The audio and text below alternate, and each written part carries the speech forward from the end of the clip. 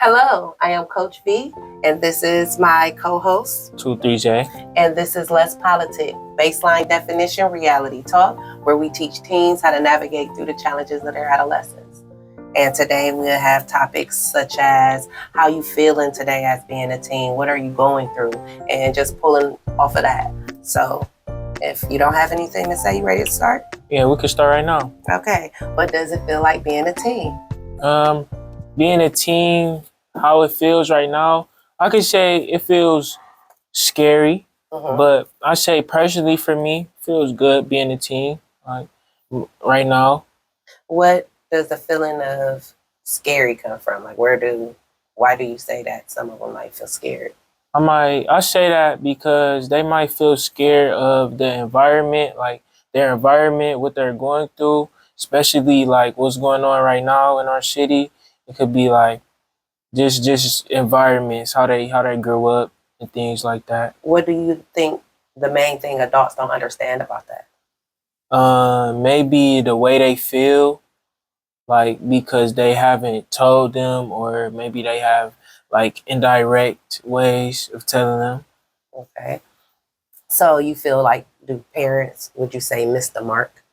Yeah, sometimes. I feel like in some cases, and then it's like sometimes a kid really just can't open up to their parent because maybe they feel more comfortable talking to their best friend than their parent, like things like that. I get that, but when you say like mental health, do y'all talk about depression, grief, stress, fears, and things like that when you say mental health? That's what y'all share with each other? Sometimes I feel like maybe you as a teenager, you talking to your friend, maybe you want to tell them like you had depression or anything like that, but you really did, and then you told your best friend because she's more closer. I feel like most of the times it goes like that, like you tell the closest person to you. Okay, so best friends are she's. Yeah, she. So okay, so with that, how do you expect to get help if you're only navigating with people with just as much knowledge as you? Like, it's like trauma bonding. If you're not talking to nobody older or nobody wiser or nobody that's trained in it, how do you get help in it? I understand that you finally got to express yourself, but how do you get help for it? Do y'all want help? Because how can you answer? It's just like, we the same age. I only been through just as much as you've been through. How can I help you? Yeah, I understand that. I feel like teens, it's just like teens don't have that thing where they could just open up. I feel like sometimes that really has to be like taught, you know? Like some kids really can't open up. Like, what's the blockage right there? Like, because I know most youth organization is looking to try to save and help, because I have one before the Crowning Student Transition Nonprofit Organization, where this is what we teach. So to get past that blockage that y'all don't feel like y'all can open up, what do you think it would take? How can we help y'all? Like, what blocks you from expressing yourself to someone like me? I feel like what could block the blockage right there from us like expressing our feelings is maybe like, again, what we went through, or like what goes on at home. Okay, so you could say, or are you trying to say like, when a parent come home, say the dynamic is you just came from school from a stressful situation. Yeah. Your parent just came from work in a stressful situation, and they come in and the house messed up. You want to do your chores. So now they snapping at you, yelling like, why this thing, why ain't that? Do you think that blocks you from opening up about what happened that day? Yes. If it bothers you? Yes. Okay. For sure. And I feel like that happens a lot in households. Like your parents go through something out here, you went through something, you're not doing what you're supposed to do. They come home, you get into it, yelling, but that's just because you didn't do this, but if you could have did this, it could have changed the whole predicament. Right. Healthy participant in the home. Yeah. To where if you cleaned up prior to, because you see that this ain't nothing new. So if you change your perspective, because this is your house, this is your living quarters, this is where you want your friends to come, and y'all go through the humiliation and embarrassment if they screenshot and decide to expose you. So if you had it clean, your parent can come home and feel like, okay, what's up with you? Instead of feeling like, oh my God, I just went through it with Samantha at work. Now I come home and I can't even get appreciated by it. The reason why Samantha was on me is because I sat up there and I left work early too many times to pick you up or this, that, and the other. And then I come home and you the same person that's not even appreciating the fact that I'm going so hard for you. So it's pressure on top of pressure on top of pressure. You come home and what's on your mind? Like, what if I just told you what the parent goes through, what do the teen go through at that moment? If we live in a situation, I'm your mom, I just told you, Samantha, you not appreciating. Samantha only own me because of you. But then you're coming home from what? School. I feel like most kids come home from school and maybe they have to deal with things at school of like a rude teacher or maybe a principal messed up their day by saying something to them. You know, kids go through different things at school and they come back home and maybe they're lazy, they're tired, didn't feel like doing it that day. The parent comes home like and do that. But I feel like in that situation, teenagers have to be more responsible because a lot of teenagers they ain't gonna be rocking with you on this. You don't think so? Because I said that. But it's true. It's true. It's definitely true. It's true. It's true. Because a lot of teens really come home from school, lay down in a bed. They know they're supposed to clean up, not doing none of that, you know? But it's a tiring thing. I ain't gonna lie. You gotta get up. You gotta get up early. You gotta catch the bus early. Then you gotta spend 7 hours in school almost. Then you gotta catch the bus back. So y'all done pulled a shift just like we pulled a shift. The difference is that y'all should have more stamina than us. So, because if you wanted to do something, you would make sure that you was up to do that. So I think it is also, if you're gonna be up late or up at night, put your beats on that we bought you and clean up at night. So you don't have that worry when you come home. You can rest too. So by the time your parent come home, y'all can have a healthy conversation. So let's move right along. Got cue cards here so we can stay on topic. What do you think why do you think so many young people feel angry right now? I feel like a lot of young people feel angry because like what they go through at home or how they treated when they go outside or like again at school. What can help them navigate through that type of feeling that way? Okay. I feel like what could help them go through that, like can you repeat the question again for me? Why do you think so many young people feel angry right now? Okay. The second question you asked me, because I already answered that question. Okay. How we feel like I would navigate through it. I said it could be because the school environment and how do they navigate? So say for instance, I would say if I'm not a teen. Okay. But if I'm in school and my mom just yelled at me, irritated the mess out of me before I got there, and I know I'm gonna have a bad day. I teach kids to be transparent. Go up to the teacher and say, I'm having a rough morning. Can you give me a minute? Because if I go in, I got an attitude and I just throw my hood on and I lay down, the teacher still has to do their job. But I'm irritated with you and I snap at you because even though you're doing your job, you irritate me. And I didn't ask to be irritated this morning. My mom was having a bad time because something else happened in her day and she taking it out on me. It's early in the morning. However, you still have to understand that that's a moment. If feelings aren't facts and they give you a reaction instead of a response. So a healthy mind would say, let me go to school. Like, even though I'm irritated, I'm allowed. You're allowed to have your feelings. Just don't rest there. Go to the teacher before they irritate you and say, hey, I'm trying to be as honest as possible. I'm not having the best morning. Please, give me a minute. Can I go in the hall? Can I ask for that outlet? Because teachers are humans. They are somebody's parent too. So when y'all snapping at them and things like that, they the only superhero that got to be a superhero all day long. Yeah. Like if they snap at you, that's their job. They have to. And then they seeing multiple kids. So that's multiple attitudes they got to deal with, and it ain't fair to them.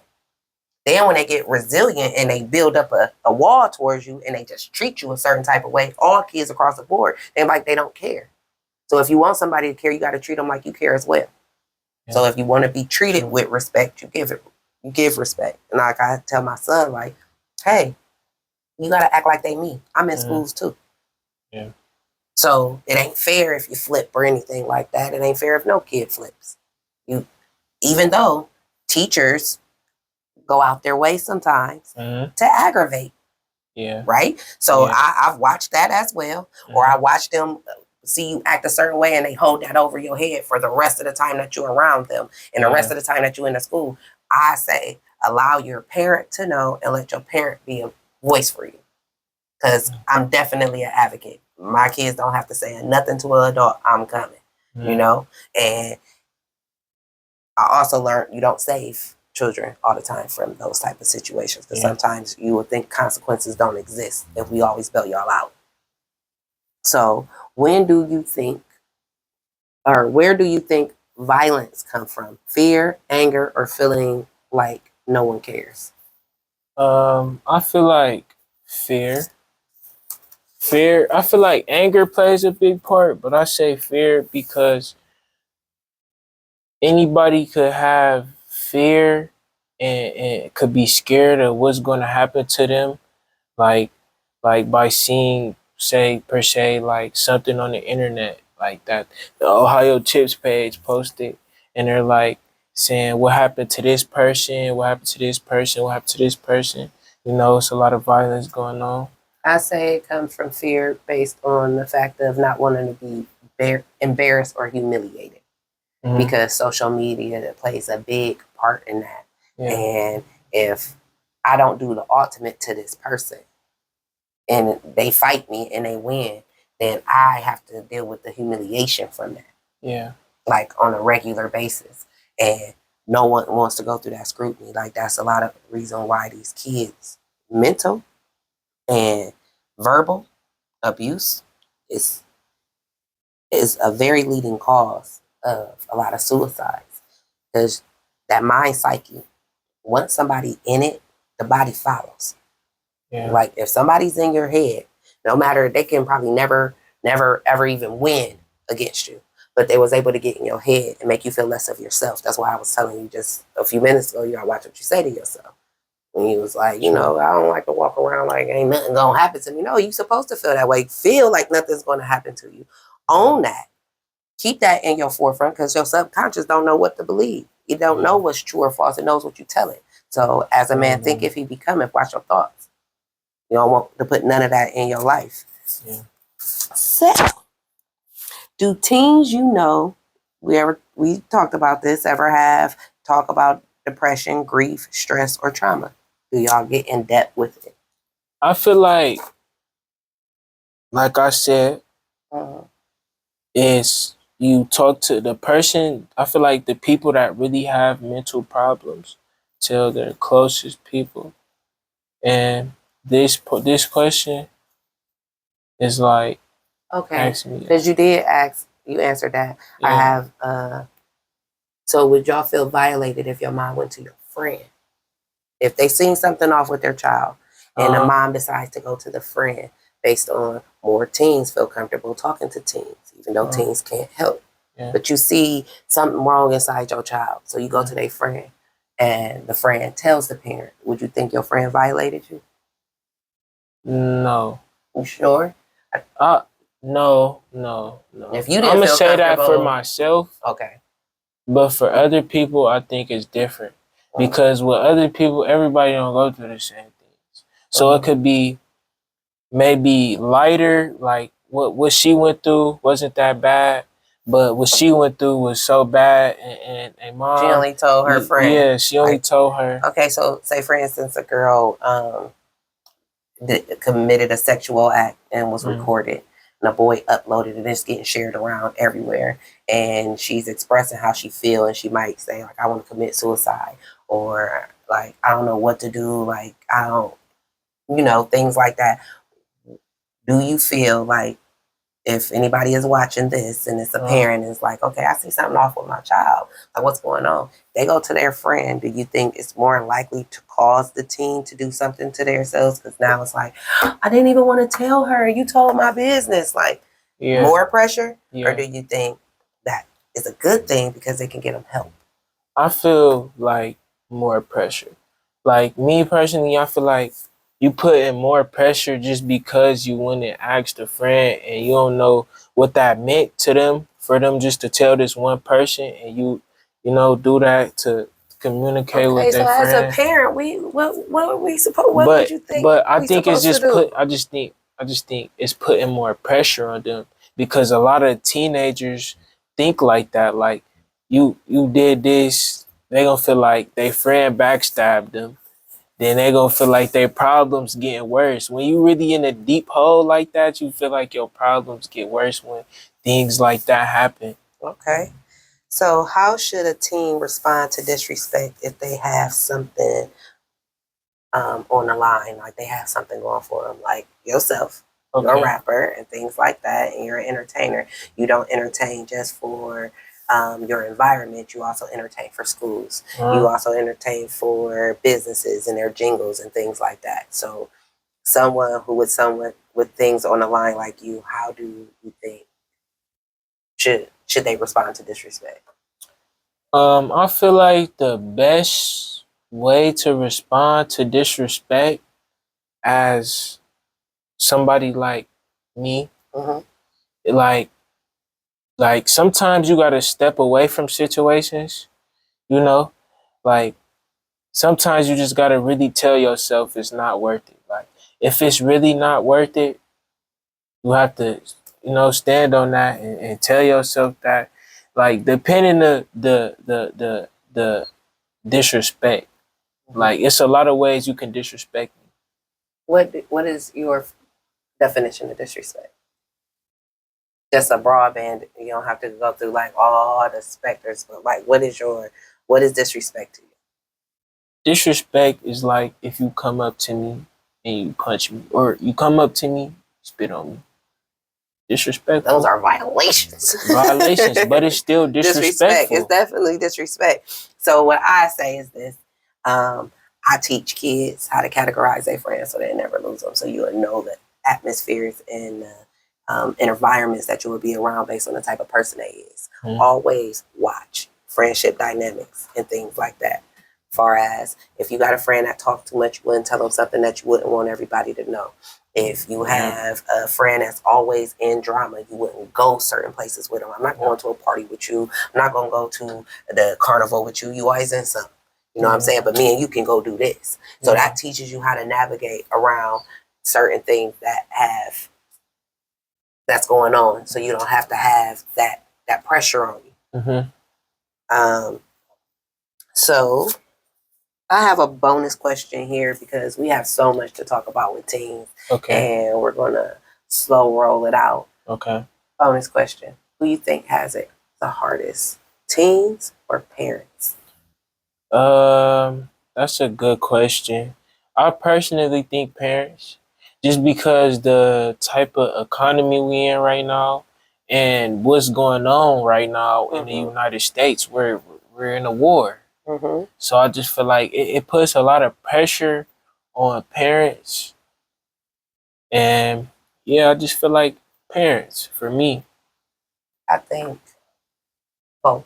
Both. Yep. Yeah. I think it's even. I think because parents deal with what we don't know about what our children is going through, and children go through who can they express themselves to without feeling like lesser, feeling like a punk, feeling like they done told on somebody. They got loyalty boundaries that they have to stick to. Oh, this is my cousin, so if he swing, I swing. Oh, this is my friend. I knew him since kindergarten, but he don't now get along with my cousin from a different side of town. I have to think about, can I go to this party? What the image is going to look like of me if I hang with this certain person and this person is really cool to me.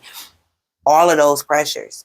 We as parents, we go through how to help you and being blocked from helping you in those pressures. So it's just like, I feel like it's even because we not only deal with that stress, we deal with work stress, but y'all don't only deal with that stress, y'all deal with school stress. Yeah. So I really think it's even around the board. And that's why healthy participation in the home is so important. So everybody can sit down at the tables and do what they need to do. And this is how we're going to close out. Less politic, baseline definition, but reality talk. And we will see y'all not next Monday, but the Monday after that.